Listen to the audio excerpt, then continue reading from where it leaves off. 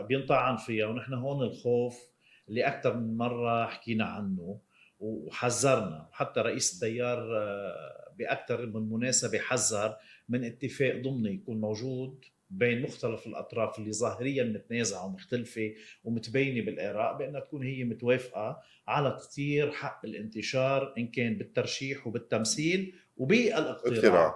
وهذا الشيء يعني صار واضح. ناس بتقول لك بدي روح للأقصى، بدي اياهم يخالفوا القانون ونغير القانون قبل بشهر، مم. لانه بالنسبه لهم قادرين نعمل تحول ببعض المقاعد. وفي ناس بتقول لك انا ما عندي نفس الظرف المتكافئ وما عندي الفرص المتكافئه، انا ما فيني اقبل انه الناس اللي بين هلالين بيعتبرون اسرى سياسات الخارج انهم يعبروا عن رايهم مزبوط، وبالتالي انا ما فيني اقبل هيدي النتيجه.